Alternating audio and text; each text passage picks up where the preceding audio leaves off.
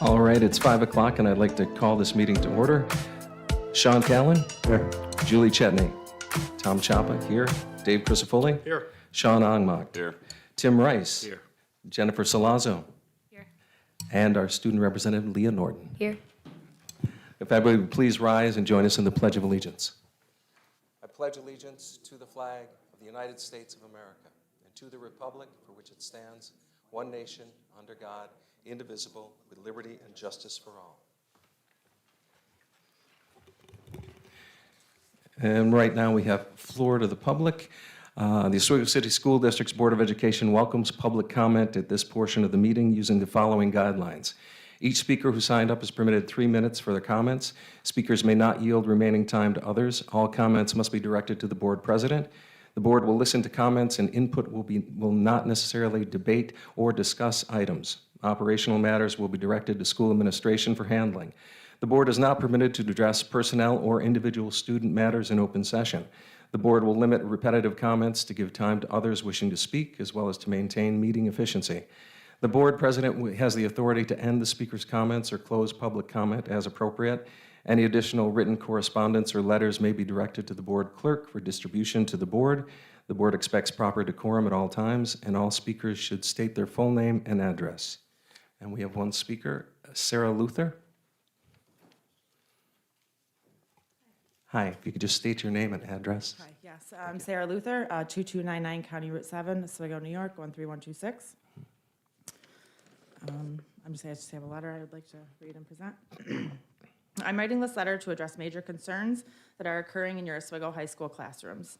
On February 4th, 2026, my daughter was in her Global Studies class, began voice recording her teacher's lesson due to feeling unsafe and uncomfortable that lasted 19 minutes. I'm aware of the no phone policy.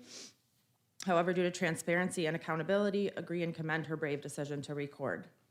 Also to add, when a 15-year-old student has awareness of the inappropriateness being presented, it would be assumed that the adult would feel convicted on the teachings as well. There's a staff member in your school bringing opinions, biases, and untrue details of current events into the classroom lessons. I know this because I have watched videos in full that she speaks of and lies about. It's shared that the videos are not to be watched in the classroom, then proceeds to break down depiction of in-depth detail of the several videos.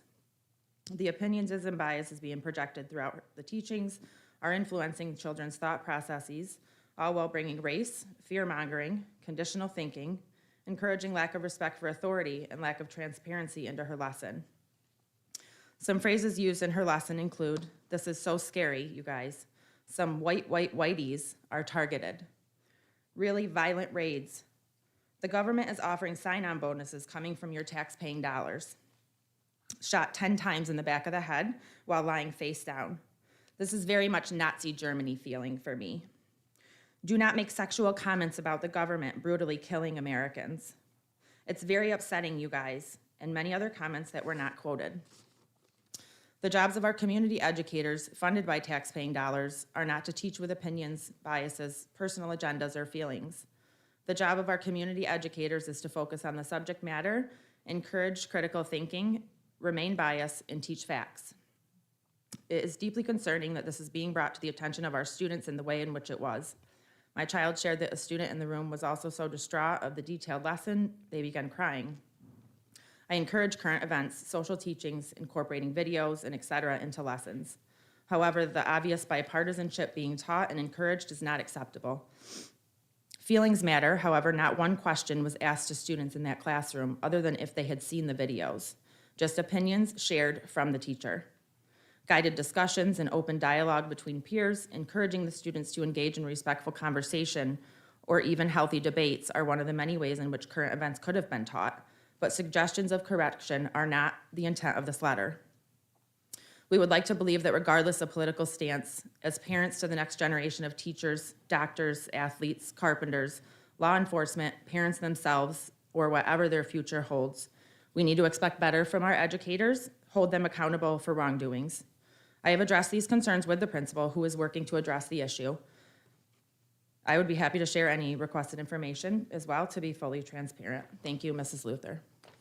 Thank you very much, Sarah. Thank you.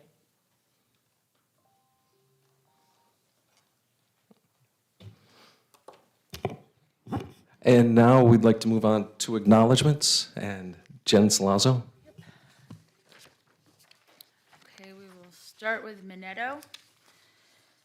The energy, teamwork, and Olympic spirit are alive and well right here at Minetto. The Minetto Elementary Gym has turned into an Olympic playground.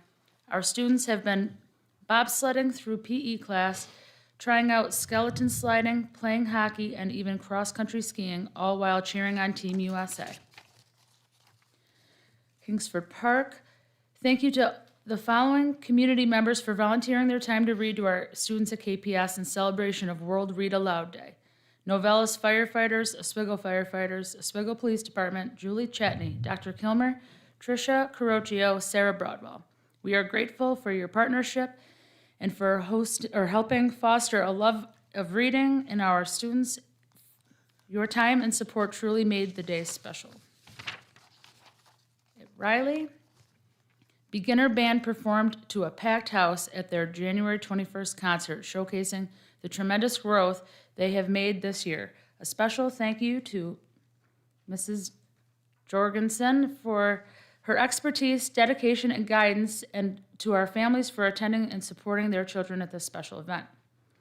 In Mrs. Wells' sixth grade classroom, students enhanced their study of the Iliad by acting out key scenes, deepening their understanding through creativity, collaboration, and authentic learning experiences. New signage around Riley is also helping improve a flow of safety of drop-off and dismissal, and we appreciate our family's partnership in keeping our school community safe.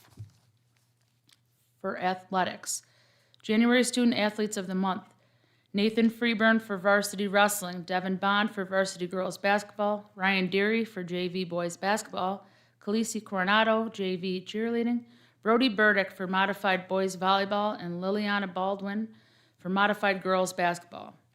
Indoor track sectional champions, Sophia Ataki, 55 meters, Mackenzie Van Patten for shot put, Colin Wallace for the 600 meter, and up next will be the state qualifier meet on Wednesday, February 11th at the SRC Arena. And for the high school, congratulations to the cast and crew and directors for a fantastic performance of Matilda this past weekend. A lot of hard work went into the production, and it was a wonderful success. And that's it. Thanks, Jen. I wanted to take one moment to acknowledge all our buildings and grounds people and all our custodial staff for the snow removal and the yeoman's job that they did during our little snowmageddon. And we used our 3 snow days, but they did a great job, and it was a lot of snow, and I just want to let them know we appreciate it. And now, on to our student representative, Leah Norton. Hello. So just a couple things. So the student council is working really hard to do some more things around the school to make our presence more known. We're hoping to host a spring dance in the spring, so that'll be really fun. There are a couple bulletin boards like going around the school, and so we're hoping to decorate them and put positive notes, and people can write something nice and put it on the bulletin board, or someone can maybe take something, just lift up spirits a little bit.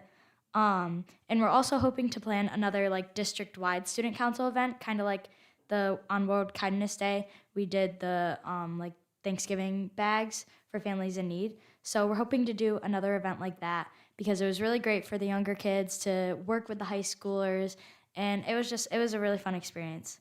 And then, like they said, congrats to the cast and crew of Matilda. And then the winter guard this weekend is going to WGI competition in Corning, which is really cool for them. I can't remember what it stands for, but it's a step past the New York color guard. So they're competing there, and hopefully they do well. And then scholarships for seniors have finally opened up. So most of those are due sometime in April. So if you see any senior, tell them to fill them out because they're really great. And then a couple students have brought one issue to me. The line for the high schoolers in the morning, it's getting there's a ton of cars there. On Utica Street is getting really backed up, and then Buck Boulevard. So I don't know if there's anything we can do about it, but a lot of students have brought that up to me that like it's a little bit of an issue, and it takes a while to get into school if you're driving to school. So I don't know if there's any way we can fix that, but yeah, that's all. Thank you. Thank you much. Now we move on to Board of Education. We have one item A. It's the academic calendar to accept it for 26 and 27. Can I get a motion, please? Thank you, David. And a second? Thank you, Sean. Any discussion? The only thing I would like to say is, because some parents had asked me, is right at the bottom of that calendar, and it's on our current calendar that's posted on our website, is our policy for how we use snow days. And it's written down there which days we'll use off of vacations if we go through our allotted 5. So as a resource for anybody that's listening and you're looking for that information, it's at the bottom of that calendar. So it's there for a couple of reasons. One, that's kind of historical. That's been the kind of the process that we use. However, we also now have the option of remote instruction. So before we moved into those days, we would try to engage in remote instruction if possible, right? So it really comes down to kind of timing and the totality of what's going on. In all my years of teaching and now as administrator, I have not experienced 3 days in a row or 3 days in 1 week of a snow day, right? And it's not very often anymore that we have 2 snow days in a row.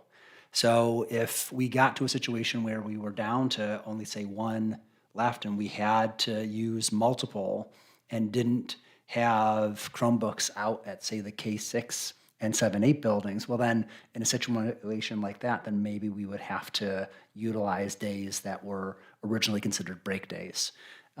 So we would try to do remote if at all possible, but there's always that possibility where it may not be. Excellent. That's great information. So all in favor? Aye. Opposed? Motion carries 7-0. And now, Dr. Kilmer, Superintendent's report. Sure. I'm going to invite up Amanda Caldwell and then also Karen Reeve. We've got our update, curriculum update. But before they begin, I just want to talk real briefly on a couple of items. So we have the school climate survey going out to our staff, families, and students. That's going to start right after break. Actually, to staff and students, that's actually going to go out on Wednesday, the 25th. Staff and parents going out on the 25th. Students will be shortly thereafter. There'll be a communication that goes out from me this week to all families, staff, and students, just announcing the survey and giving people an idea of time frame so no one's ultimately surprised. But again, that's going to start right after the break. Tom, you had mentioned this a little bit already. Snowmageddon is probably a good way to talk about it, but I just wanted to thank our partners, both the mayor, Craig Rebor, Commissioner of Public Works.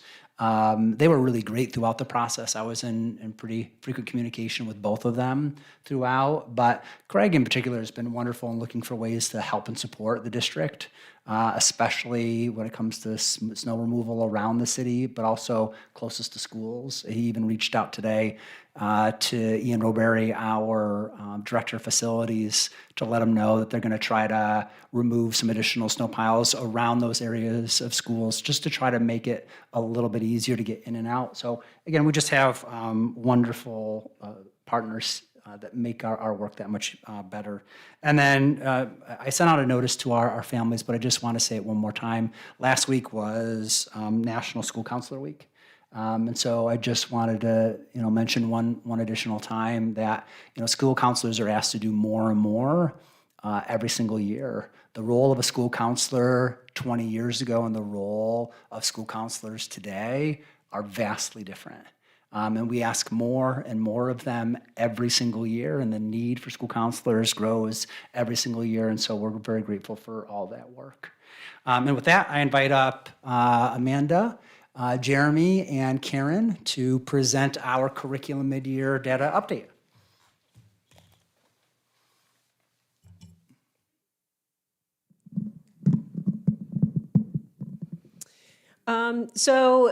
We have presented to you all in the past, but just as a reminder, I'm Amanda Caldwell, the Assistant Superintendent for Curriculum and Instruction. With me here this evening is our Director of Literacy, Karen Reeve, soon to be Dr. Karen Reeve. She's working on that, and Jeremy Amadon, who's our Director of Mathematics. One of the commitments that our instructional administrators have made for this school year, you all have heard us talk in bits and pieces about professional learning communities. And we are trying very hard to establish the practices and protocols and habits of professional learning communities in our buildings, with our principals and with our teacher teams. But we are also trying to model those same behaviors as an instructional administrative team, including myself, our directors, Jackie Beck and her team, along with our principals. And one of the habits that we are working to get better at is an overarching review of our data over the course of the school year. Our teacher teams spend a lot of time looking at their classroom student data or grade level data with their principals. One of the areas of growth that we have identified as a district is our need to take a broader look at how we are performing, and bringing that conversation back to our collective team about teachers may be doing these things in their classrooms to work with their students specifically, but what should we be doing as a district, either in terms of curriculum development or professional development for our staff, different data sources, et cetera, to better meet the needs of our students. So we are going to give you a brief overview of where we are in terms of our benchmark in diagnostic data for our students in grades K through 8. As a reminder, we give our benchmark and diagnostic assessments in the fall, in the winter, and again in the spring. And so I am going to turn it over to Karen and to Jeremy to talk about how our students performed on our winter benchmark. Hi, everybody. Thanks again for having us here this evening. It feels like just a few weeks ago that we were here to talk about the fall data. And now we're here to talk a little bit about, I'm going to need Jeremy for technical assistance. We're going to talk about our mid-year data and how our data looks. Okay, I had to turn it on. Right, okay, sorry. And how our data looks in terms of growth from fall to now. So just a couple of reminders. In the fall, we talked about the difference between a benchmark and a diagnostic assessment. And so when I'm talking about ELA, I'm talking about a benchmark assessment, which is like there's a measure of right here, and then we measure up to there. And when Jeremy talks about iReady, he's talking about a diagnostic, which is more like it sort of tries to find the growing edge for each student, sort of like a video game, like it sort of pushes you forward and then kind of comes back a little bit more. So we're just talking about two different kinds of approaches. We focus really on these 4 questions in all of the work that we do, but we focus a lot on this first one. What is it that all students have to know and be able to do? And that's really, that question is really driving what we're looking at when we're talking about this data. And then this is really a snapshot, right? It's one day, it's one point in time. So it's not everything, but it is a snapshot of what we do at Tier 1, which is what every student gets in their regular general education classroom. And special education students are included in this as well. So it really connects right to that first question of what we want students to know and be able to do. So the PSF, if I'll just sort of explain the format here, this is Riley, and this is kindergarten through 6th grade. And for ELA, we are really looking at 2 main indicators as sort of the most informative of students being able to read on grade level. So at kindergarten and 1st grade, we're looking at phonemic awareness, which our assessment is called PSF. It stands for phoneme segmentation fluency, and it's really a student's ability to like move sounds around. So that's a really important indicator at K and 1. And then we're looking at ORF, which is oral reading fluency for our grades 2 through 6. So what we want to see here from fall, which is the blue, to winter, which is the green, is we want to see the green bar be higher than the blue bar, essentially, right? So we see that we have some areas to really celebrate, and we'll see that in each of our buildings. And then we have some things that we know that we have focus areas in some of our schools, and principals are working with their teams on that as well. So here at Riley, one thing to really celebrate would really be at kindergarten, seeing some really great gains from the way that we started off the year, and then where we end up in the middle of the year. And also at 4th grade, that's actually, even though it's not a really big span, it's actually pretty exciting to see at 4th grade students growing and not just sort of holding steady, because the text does get more complex as students go through the grades. Here we have Layton. One of the great things about Layton's data that I just want to highlight is that their strength in their primary grades, so kindergarten, 1st grade, is really setting up 2nd grade to be really strong at the beginning of the year. And then we're actually seeing that kind of continue as we look at the grades, the growth that we're seeing at K2, we're able to see move up through the grades. So that is a real positive there. And again, about the 4th grade, you can't see it in this chart, but a number of students really did move from above benchmark to well above benchmark, and it's just not reflected in this chart. This is Fitzhugh. So at Fitzhugh, again, we did have some leadership changes at Fitzhugh, so I'm super proud of the teachers and the ways that they have pulled together and worked together to really keep students growing. And I'd like to see, again, you've got your 4th grade, you've got a little bit of growth, you've got 5th grade with a little bit of growth. So we really do have some strong focus there that's helping those students move. Here we have Kingsford.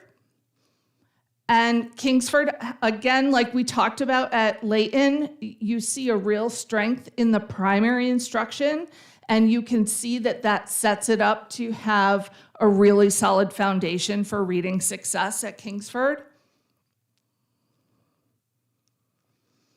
And here we have Minetto. And with Minetto, again, I'm just excited about 4th grade having even just a little bit of growth. We haven't seen that in years previous. So this really is a solid indication of some strong instructional practices that are happening at 4th grade. And I'm going to hand it to Jeremy to go through some highlights with math. So for math, the iReady diagnostic, they look at 4 different domains. So we are talking about measurement and data, we're talking about geometry, algebra and algebraic thinking, but the domain that we focused on for this presentation is probably the most crucial and the foundational domain, and that is number sense and operations, numbers and operations.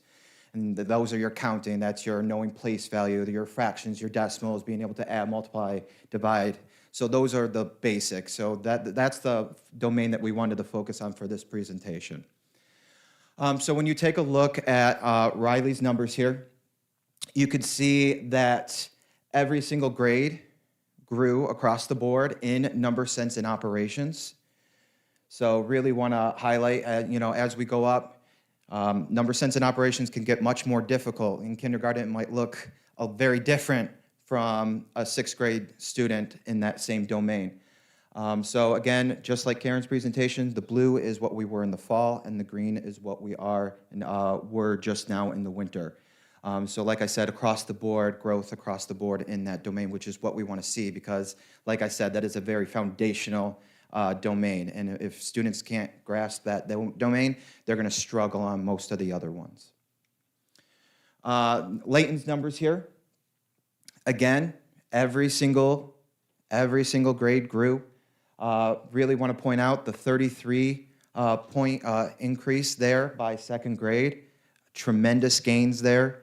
So across the board, we're seeing growth in the domain, which is what we want to see.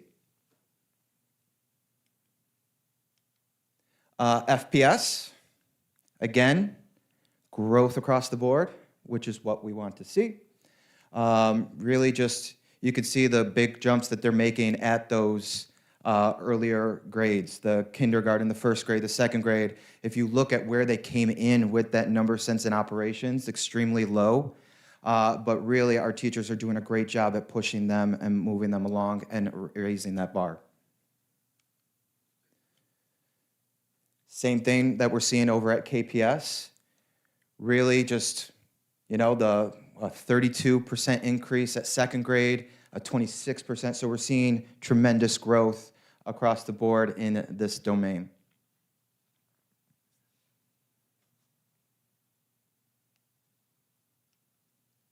Minetto, really just want to highlight that first grade. Look at where they came in on that number, sense, and operations, and look at what the teachers are growing that to. So a 30-point increase there with our Minetto students at first grade. And again, across the board, we just see tremendous growth. And then the next slide is just going to show Oswego as a district overall, or overall average. Oh, no, I lied. Well, I did throw in Oswego Middle School into this as well. We are seeing, we had a little snafu with the test there, so this data is our most recent data there. So in 7th grade, they increased, and at 8th grade, they remained at that 31%. Now I will show you the district average across the board for our grade levels. And this is something I'm very proud of our teachers about. You can see every single grade across, as an average across the board, grew, with the exception of 8th grade. But every single grade in our K-6, in our elementary grades, across the board, you can see some tremendous growth in that domain, which is, if we want our students to start becoming successful in mathematics, we really want to see that domain become stronger and become we want to see these numbers. In spring, hopefully we see another hike up in that domain as well. So across the board in ELA and math, clear progress is being made. So we are raising our students to meet the proficiency. And not only that, we didn't share this with you, but not only are we seeing our students reach proficiency, when we look at students that are 2 or more grade levels behind, we're seeing that number decrease tremendously, which is awesome to see, which means we're starting to make up ground for our students. So not only are we getting students too proficient, we are trying to get them out of the hole that they are in right now. And then, so what are we doing next? What are our next steps? Well, our next steps are, we're going to review our current elementary master scheduling practices to try to maximize our instructional time in the day. We are going to, just like Amanda said, we're going to continue strengthening our district capacity through the ongoing development of our professional learning communities, our PLCs. We're going to remain responsive to staff professional learning needs by offering meaningful, choice-based professional development opportunities that support growth. So we really want that choice-based for teachers because they know what they need, and we want to make sure that we are providing them the resources that they need. And then we're really about to get into the thick of this coming up, Karen. We are about to really go into, we're going to review and revise our district essential standards and work with teachers. Now that we have more assessment data, the New York State assessment has been out a little bit more, we can take a look at those standards and take a look at what we think is essential. Then we can pair that with our standards-based report cards and make sure that they are accurate. Any questions? Thank you.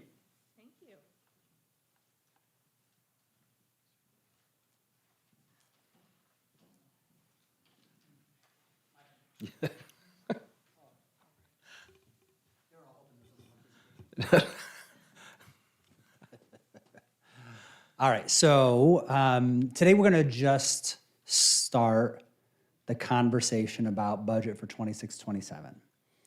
I know it's early, but it's never too early to start talking about budget process. So today we're just going to kind of touch really more on the revenue side more than anything else, and just kind of set the stage for our conversations over the next few meetings. So again, one of the things that are always really important when we're talking about budget is understanding what's at the root of our budget, right? So the budget should be the financial kind of explanation, if you will, of our mission, vision, and core values, right? So it's the way we express it. So the mission, vision, and core values is at the root of any district's budget, at least it should be. That should always be our focus. When we're having conversations about how it is that we are going to expend our resources, the mission, vision, and core values should ultimately be at the root of those conversations. So our agenda for today is pretty simple. So we're going to talk briefly about budget guidelines, talk a little bit about the budget timeline, the major components of our revenue, executive budget highlights, state aid, and then kind of like the general timeline. So our guidelines are simple and very similar to what we've talked about in previous years since my arrival. We want to develop a student-based budget that focuses on implementation of rigorous, engaging, equitable, and authentic curriculum, instruction, assessment, and resources. Maintain excellence while supporting responsive and relevant course offerings at our secondary levels, providing experiences both curricular and extracurricular that support the varied interests and abilities of our entire student community, and support the diverse academic, social, emotional, and mental health needs of all of our students. We also want to develop a budget that balances the community expectations for our services and programs with the need to be cognizant of the changes in our property values, our income levels, state and federal law, and fluctuating economic landscape at both the local level and, of course, at the state and federal level. We need to be engaging in thoughtful short and long-term financial planning, engaging with our legislators specific when we're talking about foundation aid, and I'll talk a little bit more about that in a little bit. Our recruiting, hiring, and retaining our employees, and to ensure that we have a diverse employees throughout our district, and seeking cost efficiencies to further mitigate the financial impact of underfunded or unfunded mandates on the district. So our timeline when you're talking about school budget closes on June 30th. End of the year financials, audits, all those pieces, all for estimates for our October database. January 20th and or abouts, that's when the executive budget comes out. The governor has to propose and present their budget. State ed runs become available, and again, that's based on those October runs. And then March 1st, we must submit our tax cap estimate.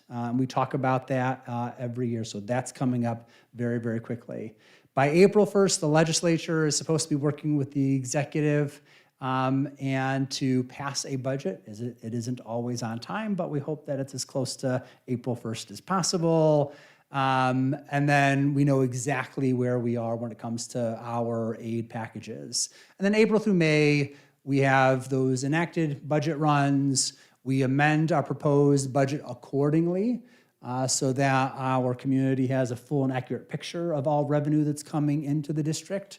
The Board of Education adopts the budget, and then, of course, we present the proposed board budget to our community for either ratification or not. So, some development overview that's a little bit different than previous years. So some positive pieces.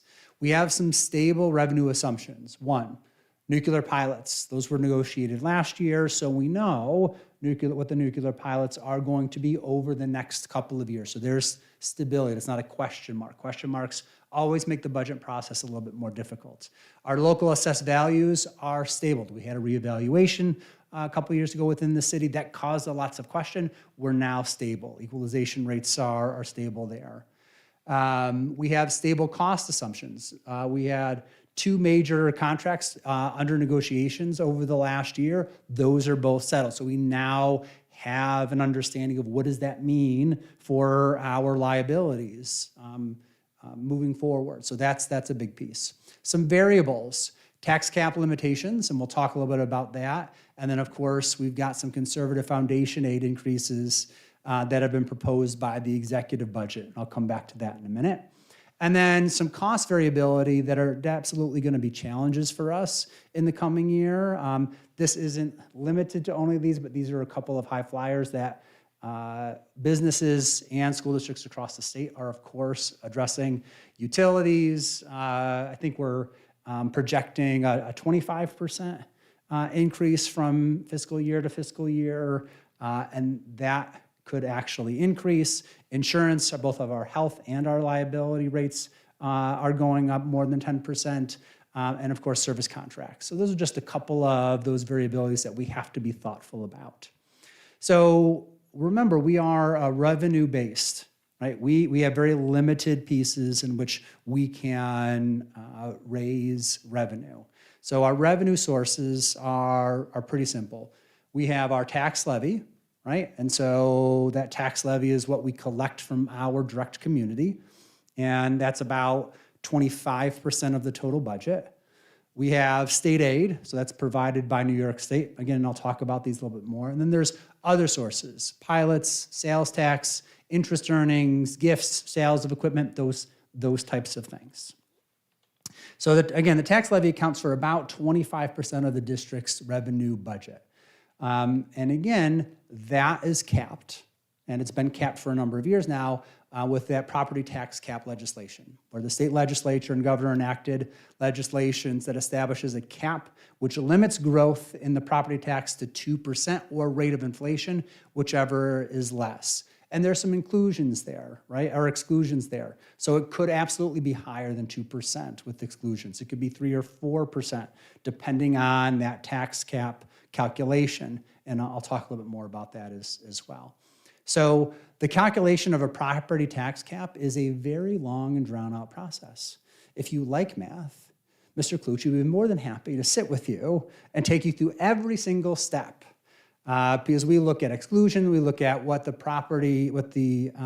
levy was last year, what our pilots are. There's lots of pieces ultimately to the calculation of a property tax cap. And so this year, it's pretty straightforward for us because we're pretty much at 2% would be the max. That's our tax cap for this year.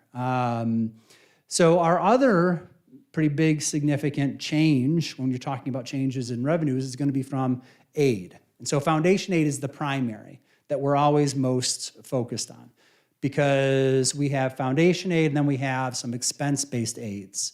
And I'll talk a little bit more about this. This is a quick kind of diagram that NYSBA put out about every district. And this kind of gives us an idea of what they see as the foundation aid based on the executive budget. And again, a couple of items to note within their analysis is you should be looking at enrollment because enrollment matters, right? So enrollment, it doesn't change much, but there's a slight increase in enrollment from 3486 to 3494. So that's a piece. A bigger piece is the small area income poverty estimates between 25 and 26, right? So that's 22.49. And then economically disadvantaged. In 25, 26, the estimate is 57.6% in the community, and 26, 27 is 54.31. And so all of that together are some of the pieces that ultimately help to derive that calculation as to how much foundation aid are you going to get. Well, foundation aid, as we see it currently in the executive budget, would be a 1% increase. So that's $420,000 difference between 25-26 and 26-27, right? And so if you compare that to previous years, that's significantly less, where foundation aids may have been going up 3, 4, 5, and 6, and 7% over the last 5 years. Now suddenly this is at 1, right? So that's a big piece. So this is another analysis that kind of also includes some of our expense-based aids as well. So foundation aid, again, is right at the top, showing that 420,000. And then those expense-based aids, and we've talked about these a number of times: transportation aid, building aid, BOCES aid. All of those aids are driven by expenses of the district. We get a certain amount of aid, a certain percentage in aid a following year after an expense happens.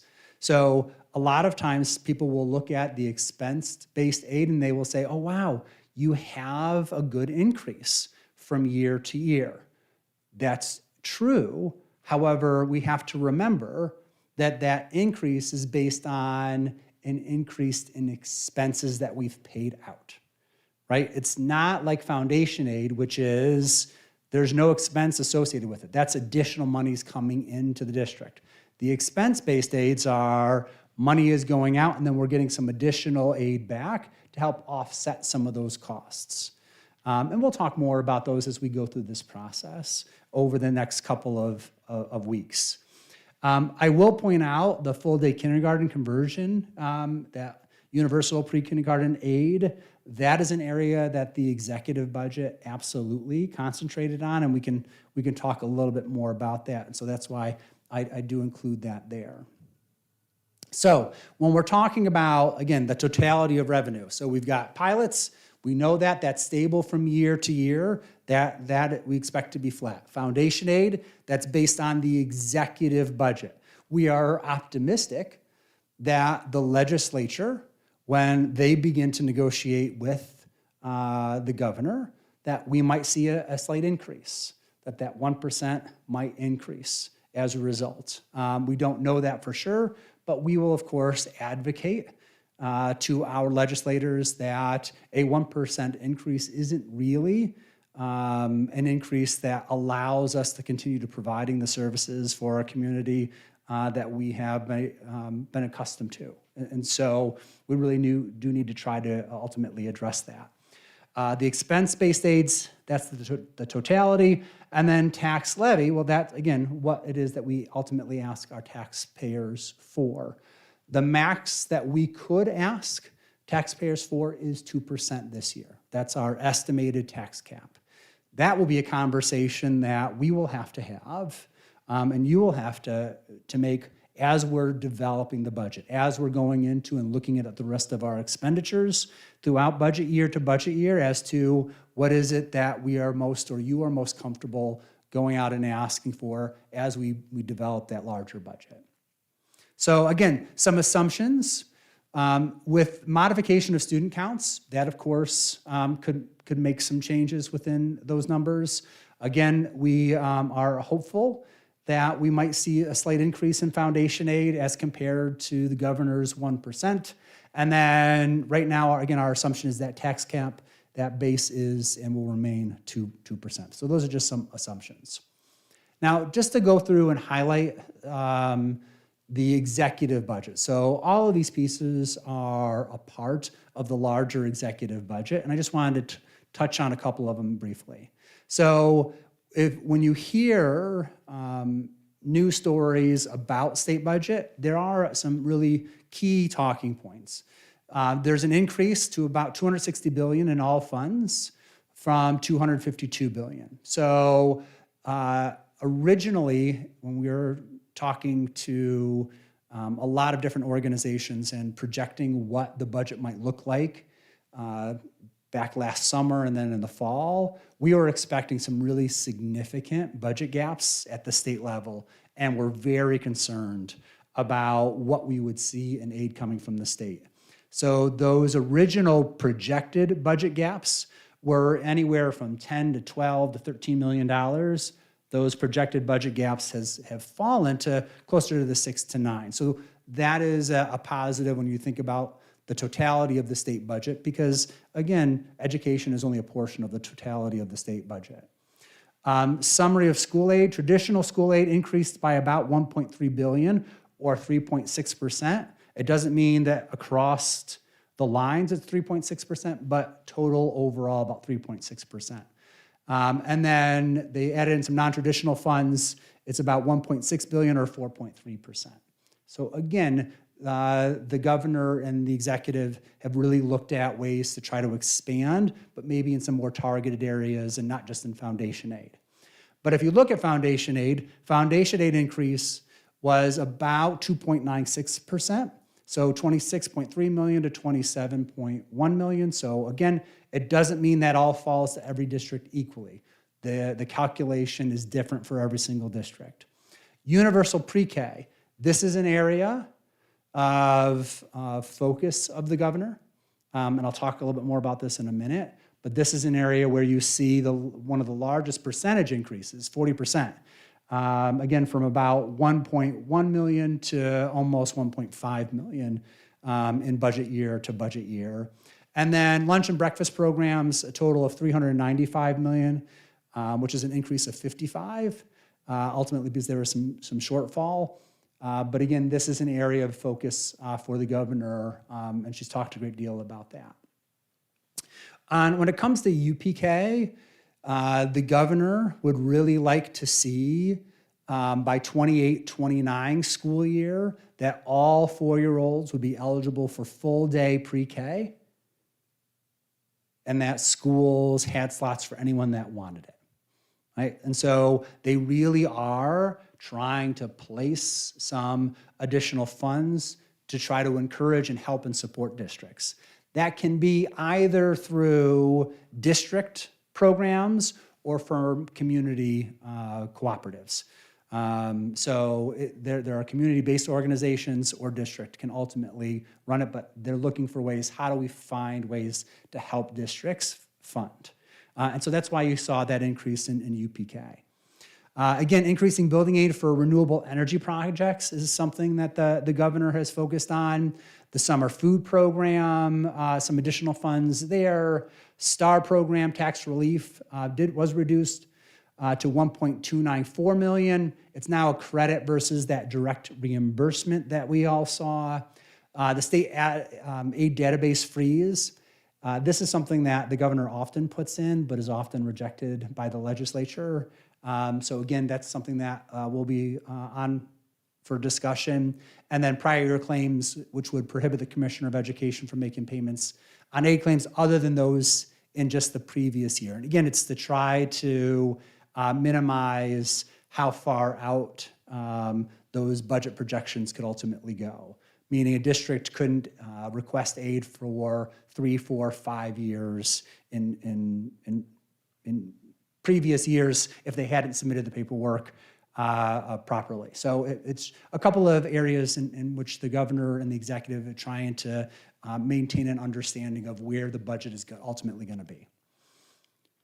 So next steps for us. We're going to work with all our, when we say budget originators, that's talking about each of the executive directors, it's talking about the department heads, it's talking about our building principals and the board as we begin to more closely look at all of our expenses and needs for the 26 and 27 school year. We'll work with Mr. Colucci to solidify the tax cap components, specifically debt service. He just got a report from fiscal advisors just recently, so we have a much better idea of what that debt service looks like moving forward. Continue to evaluate our staffing requirements in all of our buildings in association also with retirements.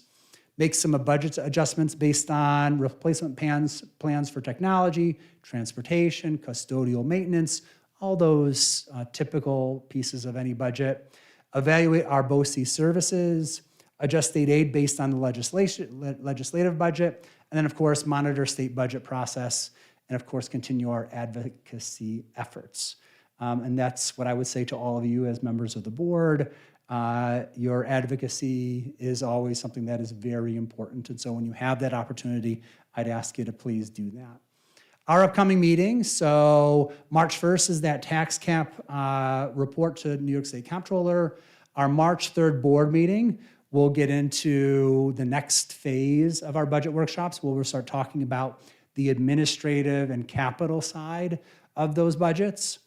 Work session 3 is March 17th, where we'll talk about the instructional component of the budget. On April 7th, we'll put the full budget together, have kind of a final conversation about adjustments or areas that we want to maybe make a tweak on. And then, of course, on the 21st, the board will adopt the budget. So we definitely have a couple of places there. And then May 5th is the public hearing of the budget, which we will present again. And then on the 19th, you've got budget vote and, of course, the board election. So that's the quick 30,000 point view, especially on revenue and just getting us to start thinking about the budget process. Do you have any questions? Now that I've thrown lots at you. I don't have a question, but just a statement, because on Thursday, and Julie and I are going to meet with Assemblyman Barkley. So we'll get to discuss and advocate for an increase with there's other superintendents and board members from around the county. I had sent you the notification on that. So it's in Mexico at 3:30 on Thursday, if anybody else can make it. I know it's late notice, but if you can, you're more than welcome. Anything else? I just wanted to say it was really great to see the allocation of increase in aid for the UPK programs. But what you said here, that it's the governor's goal by 28, 29 to have full-day UPK for all eligible 4-year-olds.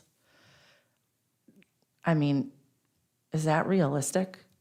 I guess, and my other question is our district in a position to be able to physically provide with space for all 4-year-olds?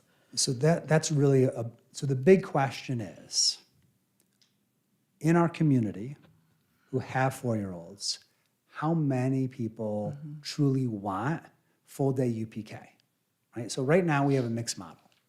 We have primarily half-day, and then we have one full day. We have talked as a team about, are there ways for us to expand additional full day, slowly start ticking away and removing some of the half days. But then what we really need to do is start having a better conversation with the community as to, okay, if money wasn't an object and space wasn't an object, how many seats would we need to meet the demand? One of the barriers, there's a couple of barriers for a district like Oswego. One is space. Right? We do not have the physical space to expand in that way overnight. We don't have that number of classrooms. So we would absolutely have to have conversations, say, so what does that look like? Now, when we partner with community-based organizations, there are many districts who partner with these community-based organizations who hold pre-K in their locations versus in ours, right? And so we may have to look at, are there additional partners out there that we would be able to work with that have their own space, that the funding would ultimately come from the district in cooperation, but children would attend in their own space. And then we have to look very closely at our spaces is, where is there flexibility? Is there flexibility in certain areas? What does that look like? Is it reimagining spaces? Is it building new spaces? What does that look like? And so those are conversations that we need to start having now. Again, remember, this is in the executive budget. It's not law. It's not mandated at this time. But you can see that the governor is very interested and very focused on early intervention, trying to get students ultimately in as soon as possible. I agree, and I think what you said was important, the piece about, finding out what the demands are of the community, but the other side to that is how are we as a district going to educate our community about the value and importance of a UPK program for every 4-year-old in our district? And what that means to their students' education in kindergarten, first, their development and success. Sure. Okay, thanks. Yep. Thank you, Dr. Gilmer. I want to say thank you, Amanda, and Karen, and Jeremy. Thank you very much as well for that and for the professional learning community information. We're going to try and be partners with you in that and develop along. And so we'd love to have that discussion sometime. Thank you. And now we move on to committee discussions. We have two. First, who would like to go first? Sean would like to go first. Julie wanted to sit here, but I'll go. Later in the meeting under finance, you guys will vote on awarding contracts for capital construction project 2024 phase 2. At our last facilities committee meeting, we looked at where we ended up with these bids and the work that we were able to do.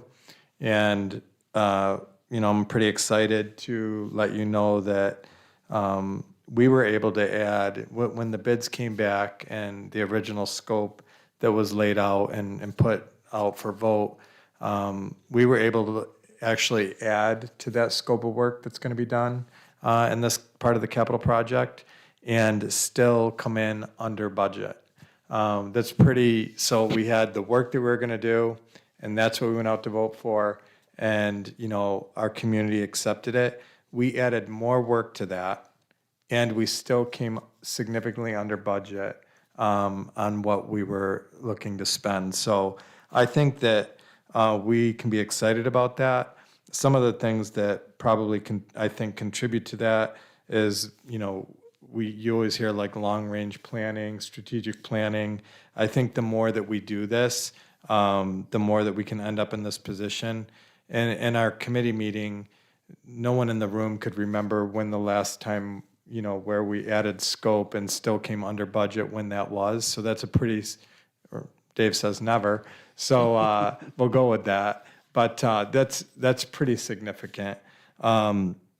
Local contractors, local connections, I think that's a contributing factor.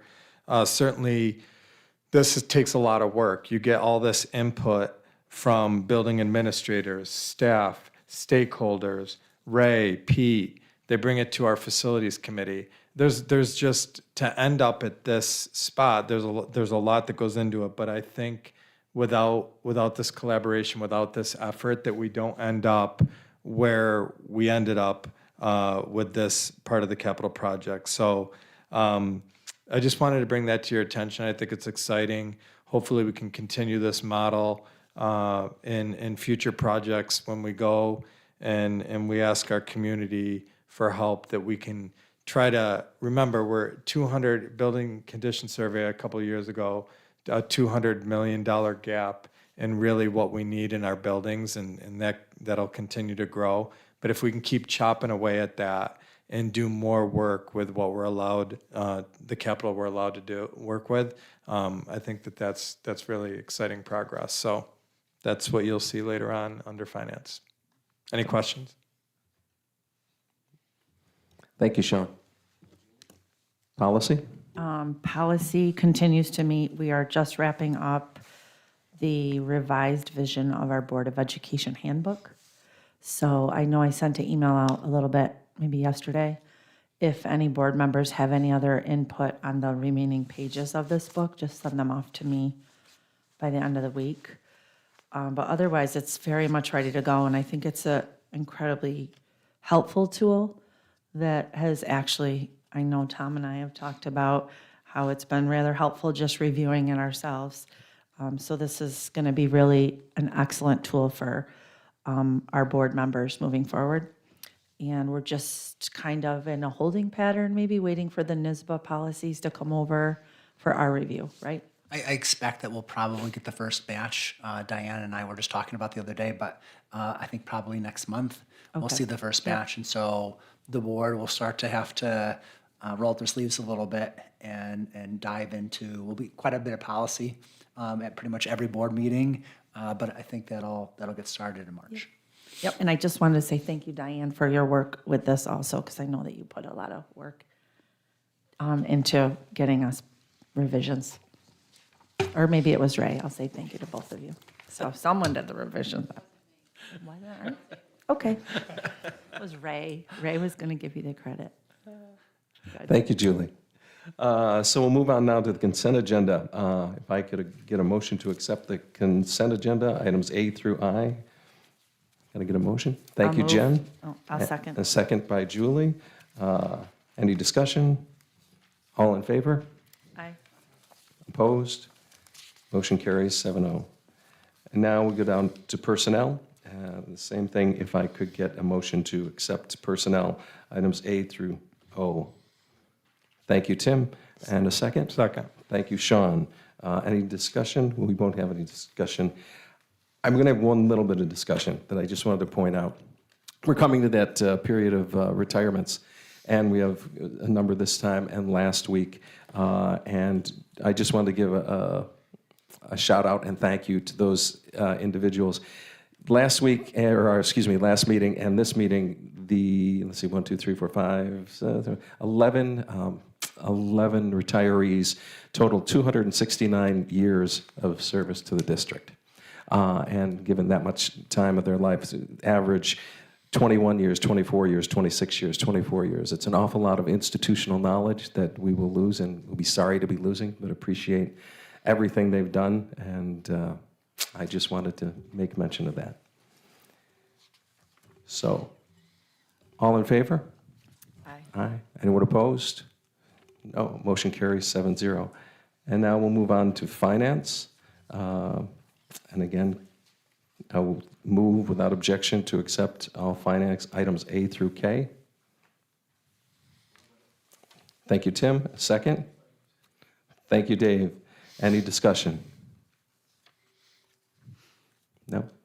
I just want to say, as always, thank you for the donations.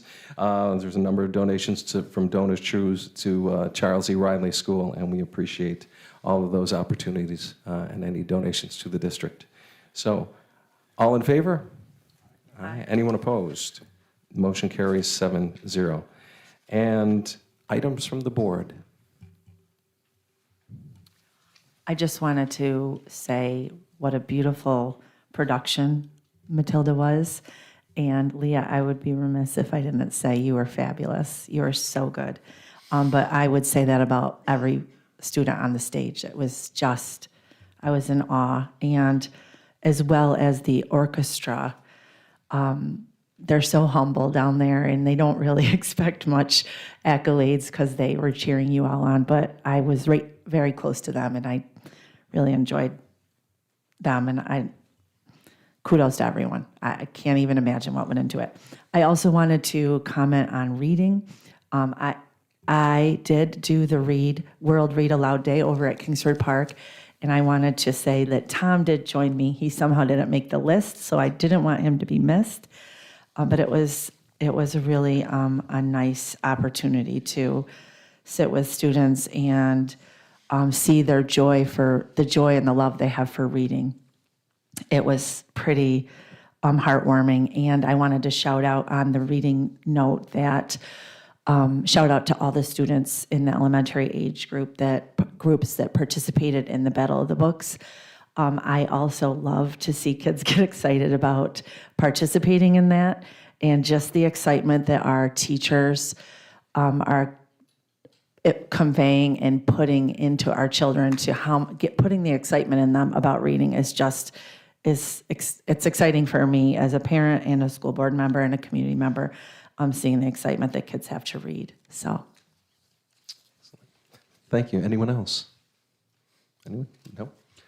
Do you want to talk at all about, I know we've talked about it a little bit offline. I don't know if you've talked about it publicly, but specific to our staff retirements and celebrating them publicly. Yeah, no, I'd love to, have that talk. I mean, we're going to do it at the end of the year, and how we're going to go about doing it. We discussed, making a plan for that, of bringing all the retirees together at the end of the year at one of our last meetings. We're not sure which meeting that will be just yet, but just to celebrate them all.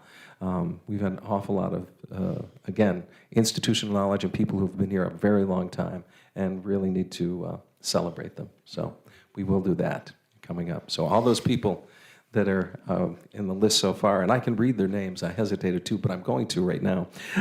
From the last two was Linda Murdoch, who had 11 years, Amy Purse, 21 years, Lisa Roman, 24 years, Heather Sweeting, 26 years, Pat Stepien, 24 years. That was this week for 106 years total. Last meeting was Cheryl Beck, 39 years, Barb Carroll, 23 years, Stacy Devendorf, 27 years, Bradley Shannon, 28 years, Todd Simons, 27 years, and Laura Stevens, 19 years for a 163-year total, and both for, again, 269 years. So we appreciate all that time. That's great. And we will celebrate them. So, do we have a need to move to executive session? Yes, we do, and we will move on. It'll be for medical, financial credit, or employment history of a particular person or corporation, matters leading to appointment, employment, promotion, demotion, discipline, suspension, dismissal, removal, or a particular person or corporation, also referred to as personnel. So that's it. Can I get a motion, please?